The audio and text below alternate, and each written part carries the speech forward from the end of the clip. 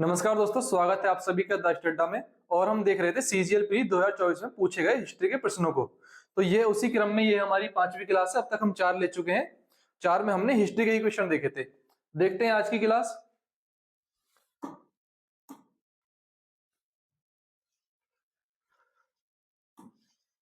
पांड्य साम्राज्य का उल्लेख सबसे पहले मेगास्थनीज ने किया था, जिसने कहा था कि उनका साम्राज्य मोतियों के लिए प्रसिद्ध था।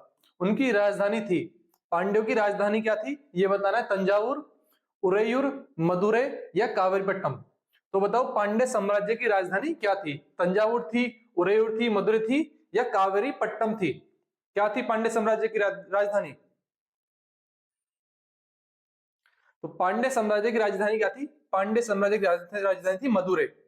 अगर हम बात करें मेगास्थनीज की, तो मेगास्थनीज को चंद्रगुप्त मौर्य के दरबार में किसने भेजा था? मेगास्थनीज को भेजा था चंद्रगुप्त मौर्य सेल्यूकस निकेटर ने।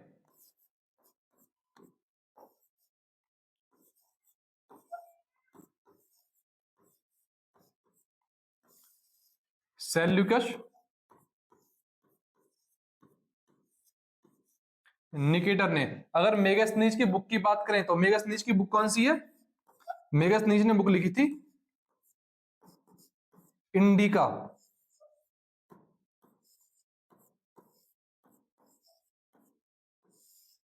इंडिका। आंसर क्या होगा हमारा? आंसर है मदुरै।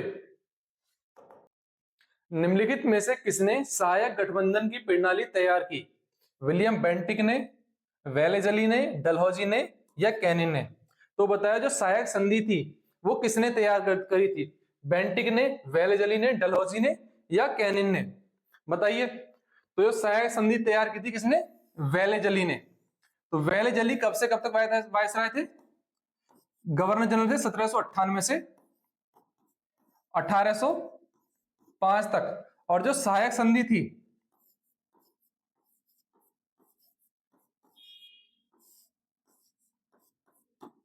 सहायक संधि को सबसे पहले किसने अपनाया था? सहायक संधि को सबसे पहले अपनाया 1798 में। किसने? हैदराबाद के निजाम ने।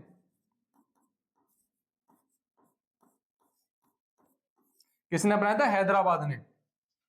अगर हम बात करें विलियम बेंटिक की, विलियम बेंटिक ने क्या किया था? विलियम बेंटिक ने 1833 में क्या थे? ये भारत के पहले गवर्नर जनरल बने, यानी फर्स्ट गवर्नर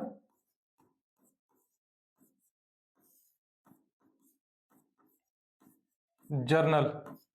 और इन्होंने क्या किया था 1829 में? सती प्रथा का अंत।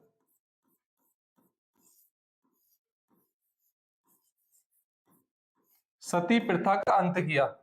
डलहौजी ने क्या किया था? डलहौजी के समय ये कब थे? डलहौजी थे 1848 से 1856 तक। डलहौजी के समय क्या करती? पहली रेल चली। पहली रेल कब से कब चली थी? पहली रेल 16 अप्रैल 1853 में। कहां से कहां तक? मुंबई से ठाणे। मुंबई से ठाणे कितने किलोमीटर चली? ये चली थी 34 किलोमीटर। और डलहौजी की क्या थी? राज्य हड़प नीति। राज्य हड़प नीति किसकी थी? राज्य हड़प नीति थी डलहौजी की। और इस नीति के तहत इसने सबसे पहले कौन से राज्यों का हड़पा था? सबसे पहले हड़पा था 1848 में सतारा को। और इसी नीति के तहत झांसी को कब हड़पा गया था? तो झांसी को हड़पा गया था 1853 में। झांसी पर कब्जा। झांसी पर कब्जा। अगर कैनिन की बात करें, कैनिन कब थे? कैनिन के समय क्या हुआ था? ये क्या बने थे? 1856 में फर्स्ट वायसराय बने। 1858 में 1858 में फर्स्ट वायसराय।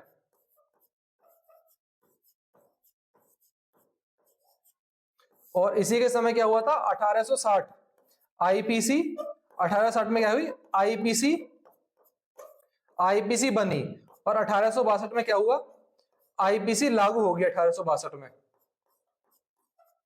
तो हमारा आंसर क्या है, आंसर बी वेलेजली। सहायक संधि किसकी है, वेलेजली की। निम्नलिखित में से कौन सा नाटक हर्षवर्धन द्वारा नहीं लिखा गया है, रत्नावली, नागानंद, विक्रम उर्वशियम या प्रियदर्शिका। तो बताइए कौन सा नाटक हर्षवर्धन ने नहीं लिखा है, रत्नावली, नागानंद, विक्रम उर्वशी या प्रियदर्शिका। देखो रत्नावली किसका है, रत्नावली भी हर्षवर्धन का है, नागानंद हर्षवर्धन का है, प्रियदर्शिका हर्षवर्धन का है। तो विक्रम उर्वशी किसका है, विक्रम उर्वशी है कालिदास का।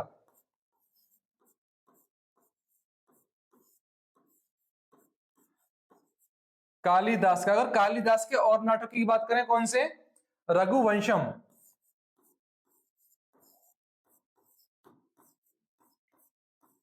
रघुवंशम, मालविका अग्निमित्र,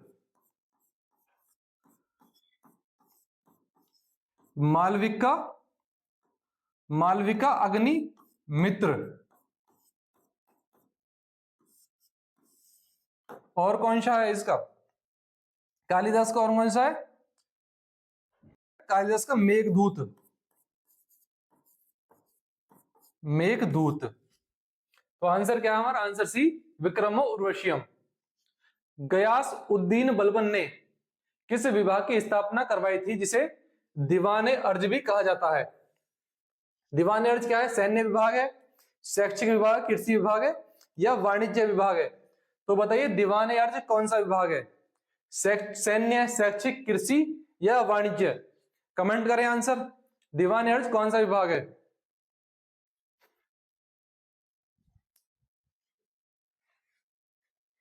देखो बलबन की बात करें तो बलबन ने कितने बनाए थे, बलबन ने बनाए थे 2 विभाग। एक कौन सा हो गया दीवाने अर्ज, दीवाने अर्ज क्या है सैन्य विभाग, और दूसरा कौन सा बनाया था बरीदे मुमालिक।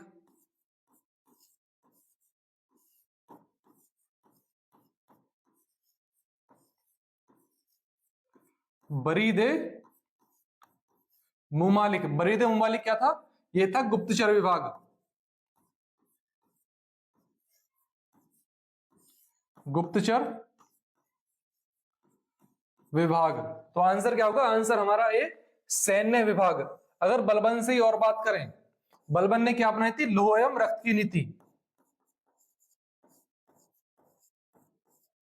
लौह एवं रक्त की नीति किसकी थी, लौह एवं रक्त की नीति भी थी बलबन की। विधवा पुनर्विवाह का समर्थन करने के लिए 1856 में ब्रिटिश सरकार द्वारा पारित कानून का सुझाव किसने दिया था, आत्माराम पांडुरंग, केशव चंद्र सेन, राजा राम मोहन राय या ईश्वर चंद्र विद्यासागर। तो बताइए जो 1856 का विधवा पुनर्विवाह अधिनियम था वो किसके सुझाव के तहत पारित किया गया था, कमेंट बॉक्स में आंसर बताएं। देखो आत्माराम पांडुरंग और केशव चंद्र सेन किससे जुड़े हुए हैं, प्रार्थना समाज से।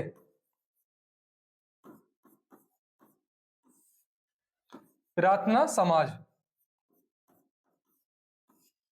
राजाराम मोहन राय की बात करें, राजाराम मोहन राय जिसने 1815 में आत्मीय सभा की स्थापना, 1815 में आत्मीय सभा, और 1828 में कौन सी, 1828 में ब्रह्म समाज की स्थापना।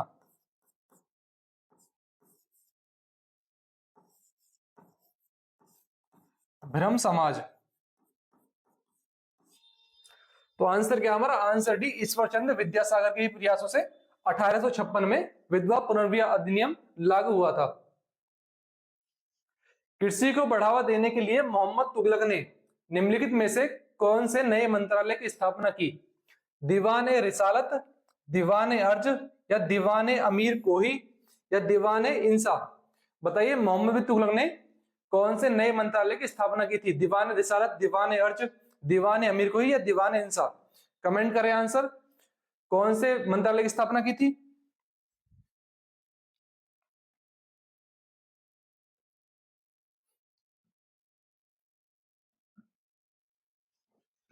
दीवान रसालत क्या है? दीवान रसालत है लोक सेवा विभाग।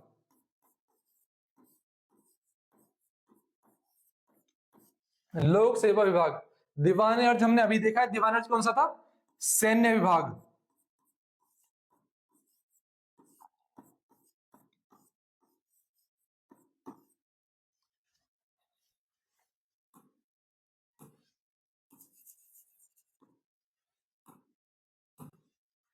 सैन्य विभाग। दीवान अमीर को ही क्या है? दीवान अमीर को ही है कृषि विभाग। तो आंसर क्या है? आंसर सी, कृषि विभाग। अगर मोहम्मद बिन तुगलक की बात करें तो मोहम्मद बिन तुगलक ने राजधानी परिवर्तन की थी। कहां से कहां की थी? राजधानी परिवर्तन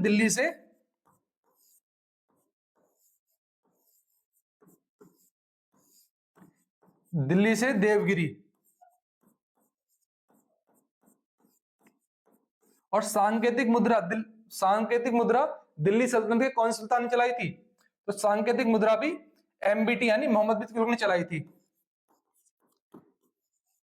सांकेतिक मुद्रा। और सांकेतिक मुद्रा कौन सी धातु की थी? यह थी कांसे की। आंसर क्या हमारा? आंसर सी, दीवाने अमीर को ही। गो शब्द जिसका अर्थ गाय है से बहुत सारे शब्द व्युत्पन्न हुए हैं। वैदिक काल में एक धनी व्यक्ति को क्या कहा जाता था? गोत्र कहा जाता था, गोमत, गवेषण, गवेषणा या गवाक्ष? तो बताइए वैदिक काल में धनी व्यक्ति को क्या कहा जाता था? आंसर करें कमेंट में। वैदिक काल में धनी व्यक्ति को क्या कहते थे?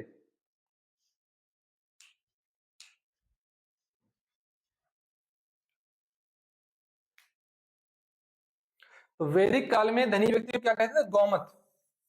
अगर वैदिक काल की बात करें, वैदिक काल में गाय को क्या कहते थे?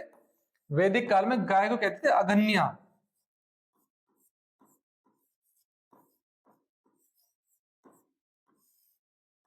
वैदिक काल में जौ को क्या कहते थे? वैदिक काल में जौ को कहते थे यव। और जौ के दलिये को क्या कहते थे? जौ का दलिया। वैदिक काल में जौ का दलिया क्या कहता था? यवांगू।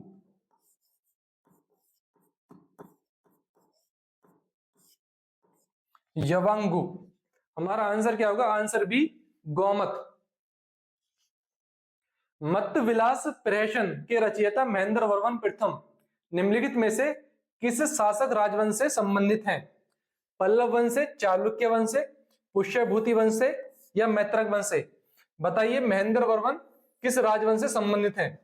कमेंट बॉक्स में आंसर बताएं। पल्लव वंश से, चालुक्य वंश से, पुष्यभूति वंश से या मैत्रक वंश से? आंसर बताएं।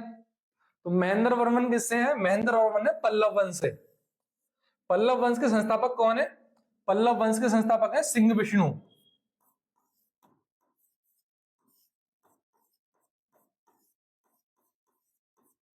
सिंह विष्णु।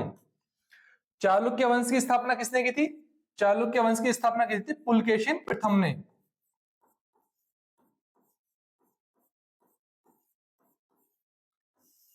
पुलकेशिन प्रथम। पुष्यभूति वंश की स्थापना, पुष्यभूति वंश की स्थापना की थी प्रभाकर, प्रभाकर वर्धन। और मैत्रक की? तो मैत्रक वंश की किसने की थी? मैत्रक वंश की स्थापना की थी भूटार्क ने। भूटार्क।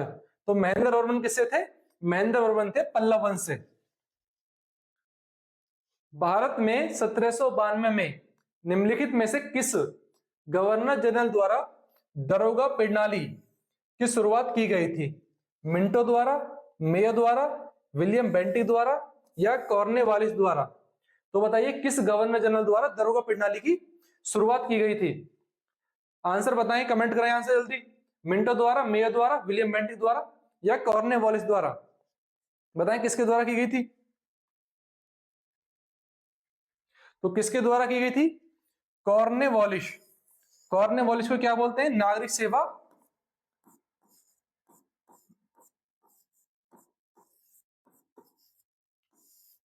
नागरिक सेवा व पुलिस सेवा का जनक।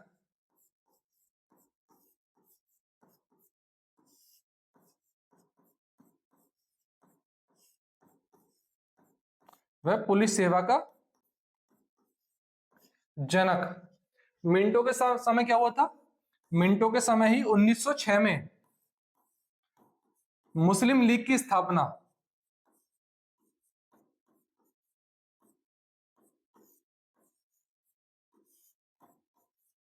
मुस्लिम लीग बनी थी।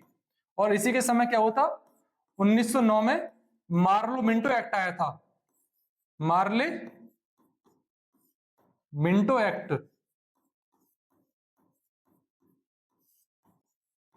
Morley Minto act. मेयो की बात करें, मेयो के समय क्या हुआ था? मेयो के समय 1871 में पहली अनियमित जनगणना, पहली अनियमित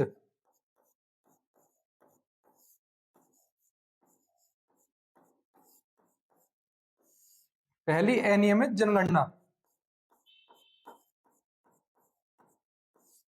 पहली अनियमित जनगणना।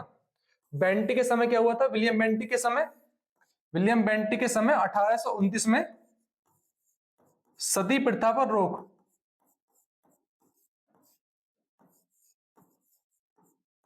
सती प्रथा पर रोक। और बेंटी के समय क्या हुआ था? 1834 में, 1834 में फर्स्ट विधि आयोग बना, फर्स्ट विधि आयोग। तो आप कमेंट बॉक्स में बताएं, जो फर्स्ट विधि आयोग बना था, पहले विधि आयोग के अध्यक्ष कौन थे? जो फर्स्ट विधि आयोग बना, इसके अध्यक्ष कौन थे? तो इसका आंसर आप कमेंट बॉक्स में बताएं, पहले विधि आयोग के अध्यक्ष कौन थे? तो इसका हमारा आंसर क्या होगा? Answer D, Cornwallis. निम्नलिखित में से किसने 1814 में आत्मीय सभा, आत्मीय सभा की स्थापना की थी? राजा राम मोहन राय, केशव चंद्र सेन, देवेंद्र नाथ टैगोर या ईश्वर चंद्र विद्यासागर? तो बताइए 1814 में आत्मीय सभा की स्थापना किसने की थी? राजा राम मोहन राय, केशव चंद्र सेन, देवेंद्र नाथ टैगोर या ईश्वर चंद्र विद्यासागर? बताइए किसने की थी?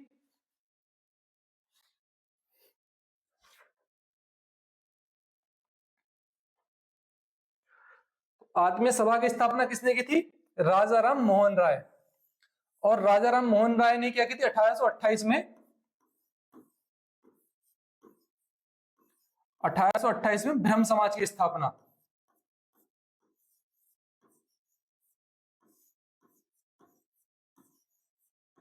ब्रह्म समाज की स्थापना। केशव चंद्र सेन यानी केसी सेन किससे जुड़े हुए हैं? केसी सेन, आत्माराम पांडुरंग ने किसने की थी? इन्होंने की थी प्रार्थना समाज की स्थापना,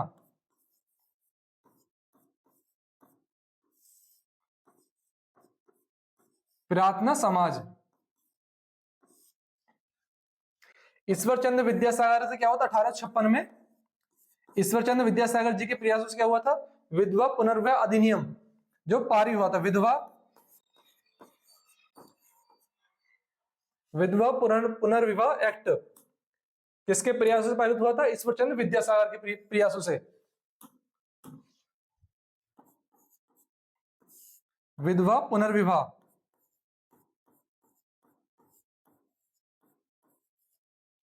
विधवा पुनर्विवाह एक्ट। तो हमारा आंसर क्या होगा? आंसर है राजाराम मोहन राय।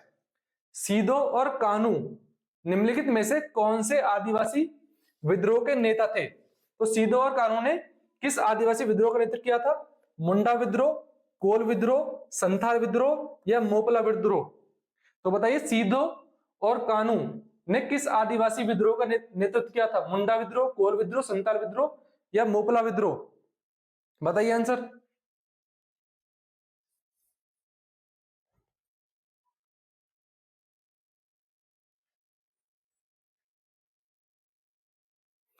तो सीधो और कानू ने किसी किया था? संताल विद्रोह। संताल विद्रोह का नेतृत्व किसने किया था? सीधो और कानू ने। कहां पे हुआ था संताल विद्रोह? झारखंड में। अगर आप बात करें मुंडा विद्रोह, मुंडा विद्रोह कब का है? मुंडा विद्रोह 1899 या 1900, 1899 1900 के बीच का। इसका नेतृत्व किसने किया था? बिरसा मुंडा।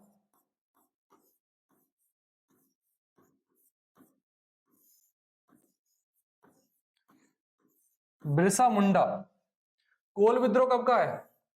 कोल विद्रोह कब का है? कोल विद्रोह 1831 से 1833 के बीच का। और कहां पे हुआ था कोल विद्रोह? ये हुआ था छोटा नागपुर का पठार, छोटा नागपुर पठार। और कोल विद्रोह का नेतृत्व किसने किया था? इसका नेतृत्व किया था बुधु भगत। बुधु भगत ने। और मोपला विद्रोह कब का है? मोपला विद्रोह 1921 का। कहां पे हुआ था? केरल में। तो हमारा आंसर क्या होगा? आंसर सी, संताल विद्रोह। निम्नलिखित में से अशोक के किस प्रमुख शिलालेख में कलिंग युद्ध का उल्लेख किया गया है? 12वें शिलालेख में, 11वें शिलालेख में, 13वें शिलालेख में या 10वें शिलालेख में? तो बताइए, अशोक जो कलिंग युद्ध था, कलिंग युद्ध का उल्लेख किस शिलालेख में है? आंसर करें कमेंट बॉक्स में। 12वें में, 11वें में, 13वें में या 10वें में? तो कलिंग युद्ध किसमें है? कलिंग युद्ध का उल्लेख है 13वें शिलालेख में। कलिंग युद्ध कब हुआ था? कलिंग युद्ध हुआ था 261 बीसी में। अगर हम सम्राट अशोक की बात करें तो सम्राट अशोक गद्दी पर कब बैठे? 269 बीसी से लेके 232 बीसी। सम्राट अशोक ने टोटल कितने शिलालेख लिखवाए थे? टोटल 14 शिलालेख लिखवाए। इसमें से पहला किसे था? फर्स्ट में किसका उल्लेख किया? फर्स्ट में था अहिंसा, और इसमें क्या था? पशु बलि की निंदा। अहिंसा और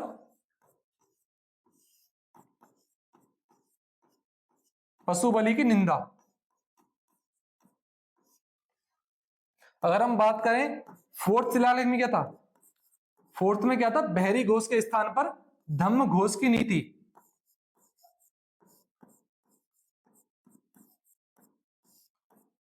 धम्म घोष की नीति। और 13वें शिलालेख में क्या था? 13वें में था कलिंग युद्ध का वर्णन। निम्नलिखित में से किसने नील दर्पण नाटक को लिखा है? सरोजिनी नायडू, चित्तरंजन दास, दीनबंधु मित्र या मोतीलाल नेहरू? तो बताइए, नील दर्पण नाटक का रचयिता कौन है? सरोजिनी नायडू, चित्तरंजन दास, दीनबंधु मित्र या मोतीलाल नेहरू? कमेंट करें आंसर, कौन है दीनबंधु मित्र के रचयिता?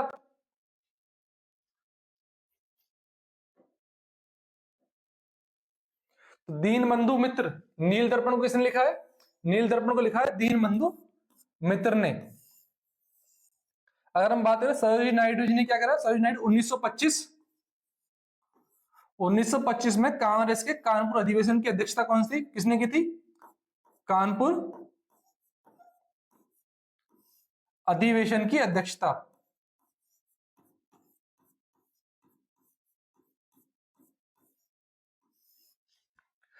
चित्तरंजन दास और मोतीलाल नेहरू किससे जुड़े हुए हैं? 1923 में स्वराज पार्टी की स्थापना। स्वराज पार्टी। तो आंसर क्या होगा? आंसर सी, दीनबंधु मित्र। 1875 में न्यूयॉर्क में थियोसोफिकल सोसाइटी की स्थापना किसने की थी? रमाबाई रानाडे और जीके देवधर, मैडम एचपी विलास्की और कर्नल ओलकॉट ने, या नेरोजी, फरदूनजी और सत्येंद्रनाथ बोस ने, बाबा दयाल दास और मदन लाल ने? तो बताइए, न्यूयॉर्क में थियोसोफिकल सोसाइटी की स्थापना किसने की थी? कमेंट करें आंसर, किसने की थी?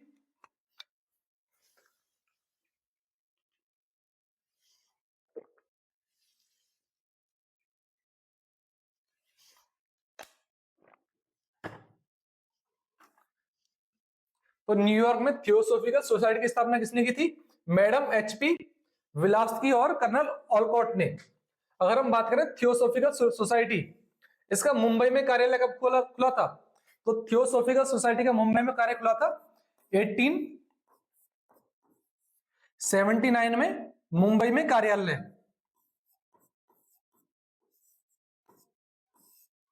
मुंबई में कार्यालय खुला।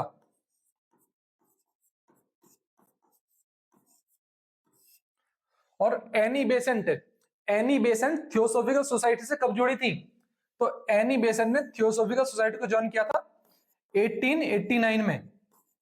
1889 में क्या हुआ? एनी बेसेंट थियोसॉफिकल सोसाइटी से जुड़ी।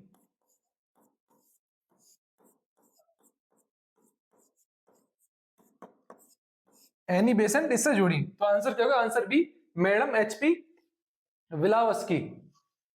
निम्नलिखित में से किस युद्ध को भारत में ब्रिटिश राज की औपचारिक शुरुआत माना जाता है? बक्सर का युद्ध, प्रथम कर्नाटक युद्ध, प्लासी का युद्ध या वांडीवास का युद्ध? बताइए किस युद्ध को भारत में ब्रिटिश राज की औपचारिक शुरुआत माना जाता है? बक्सर का युद्ध, कर्नाटक युद्ध, प्लासी का युद्ध या वांडीवास का युद्ध? बताएं आंसर, कमेंट करें आंसर, किसको माना जाता है? जल्दी आंसर बताएं, किसको माना जाता है?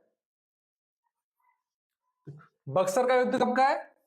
बक्सर का युद्ध लड़ा गया था 1764 में। कर्नाटक युद्ध 1740 से, प्रथम कर्नाटक युद्ध 1740 से 1748 के बीच। किस किस के बीच? ईस्ट इंडिया कंपनी और फ्रेंच के बीच। प्लासी का युद्ध, प्लासी का युद्ध 1757 में किसके बीच? East India Company versus Sirajuddaula, versus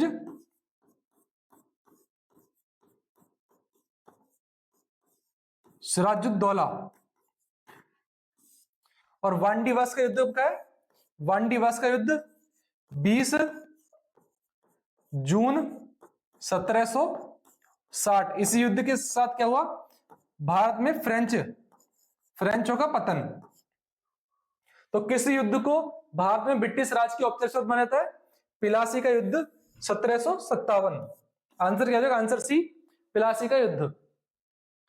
निम्नलिखित में से किस वर्ष में स्थायी बंदोबस्त लागू किया गया था? 1793, 1890, 1790 या 1789?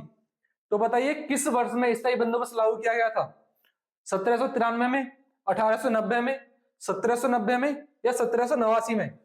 कमेंट करें आंसर, किस में किया गया था?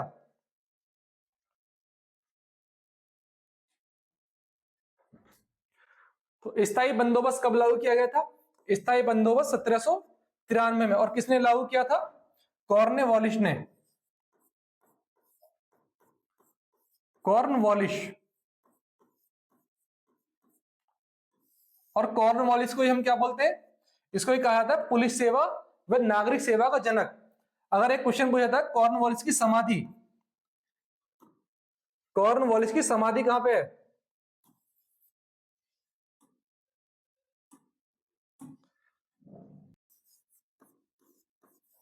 कॉर्नवालिस की समाधि है गाजीपुर, यूपी में।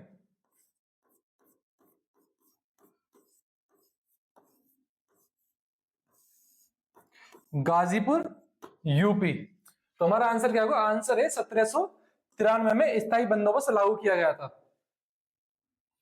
निम्नलिखित मौर्य सम्राट राजाओं में से पियदस्सी नाम किससे संबंधित था? अशोक, चंद्रगुप्त मौर्य, बिंदुसार या बृहद्रथ? तो बताइए पियदस्सी नाम किसका था? अशोक का, चंद्रगुप्त मौर्य का, बिंदुसार का या बृहद्रथ का? कमेंट करके बताएं पियदस्सी नाम किसका था? तो पियदस्सी नाम किसका था? पियदस्सी नाम था सम्राट अशोक का। और सम्राट अशोक ने खुद को मगध का सम्राट कब बताया था? मगध का सम्राट किस अभिलेख में बताया? तो भृगु अभिलेख। तो भृगु अभिलेख में क्या था? भृगु अभिलेख में खुद को मगध का सम्राट बताया।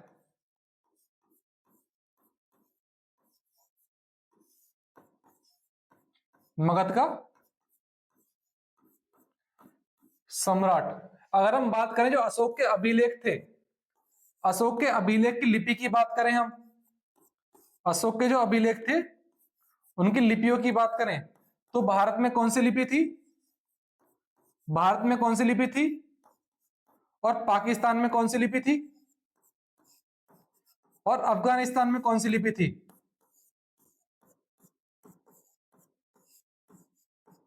और अफगानिस्तान में कौन सी लिपि थी? तो अशोक के जो अभिलेख थे, तो भारत में कौन सी लिपि में थे? भारत में थे ब्राह्मी लिपि में। भारत में कौन सी लिपि थी? भारत में थी ब्राह्मी लिपि। पाकिस्तान में कौन सी थी? पाकिस्तान में थी खरोष्ठी।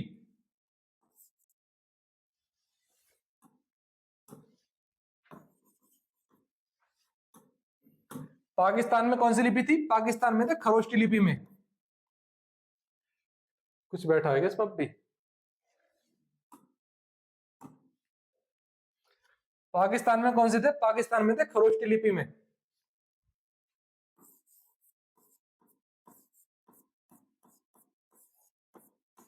अफगानिस्तान में कौन सी थी? अफगानिस्तान में थी अरमाइक लिपि। अरमाइक कहां पे थी? अरमाइक थी अफगानिस्तान में। तो हमारा आंसर क्या होगा? आंसर है सम्राट अशोक। निम्नलिखित में से किसने 8वीं शताब्दी ईस्वी में पाल वंश की स्थापना की? धर्मपाल, रामपाल, देवपाल या गोपाल? बताइए, पाल वंश की स्थापना किसने की? धर्मपाल ने, रामपाल ने, देवपाल ने या गोपाल ने? कमेंट करके बताएं आंसर किसने की थी।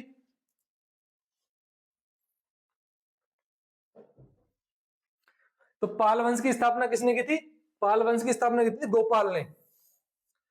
और पाल वंश के, बताएं पाल वंश का शासन कहां पे था? पाल वंश की राजधानी थी मुंगेर। मुंगेर कहां पे? मुंगेर बिहार में। तो पाल वंश के द्वितीय, अगर बात करें पाल वंश के जो सेकंड शासक हुए कौन थे? पाल वंश के सेकंड हुए धर्मपाल। और धर्मपाल ने क्या किया था? विक्रमशिला विश्वविद्यालय की स्थापना। विक्रमशिला विश्वविद्यालय की स्थापना।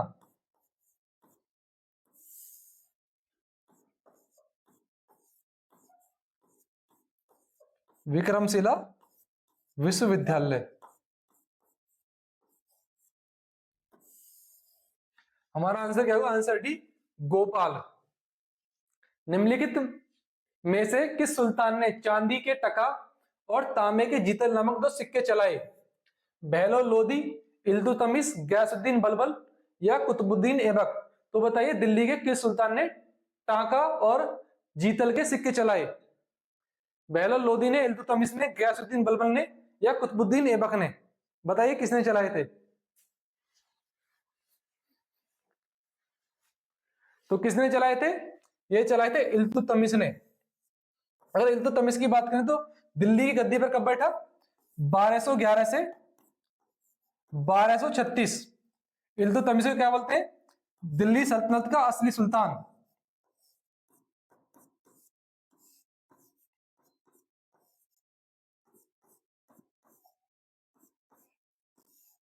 दिल्ली सल्तनत का वास्तविक सुल्तान।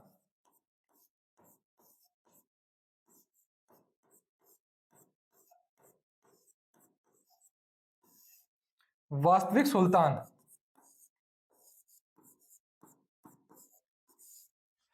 इल्तुतमिश ने क्या किया था?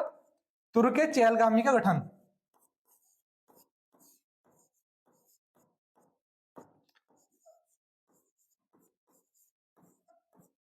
तुर्क चहलगामी का गठन।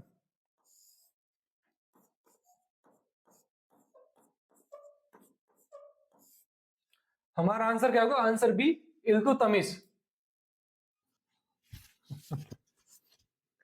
ब्रिटिश भारत के निम्नलिखित संस्थानों का उनसे संबंधित संस्थापकों के साथ मिलान कीजिए। संस्थान और उनसे संबंधित संस्थापक। बताइए, बंगाल की एशियाटिक सोसाइटी की स्थापना किसने की? बनारस संस्कृत कॉलेज की स्थापना किसने की? फोर्ट विलियमसन कॉलेज की स्थापना किसने की? या कलकत्ता मदरसा की स्थापना किसने की? देखो, बंगाल की एशियाटिक सोसाइटी की स्थापना किसने की? बंगाल की एशियाटिक सोसाइटी की स्थापना की सर विलियम जॉन्स ने। बनारस संस्कृत कॉलेज की स्थापना किसने की?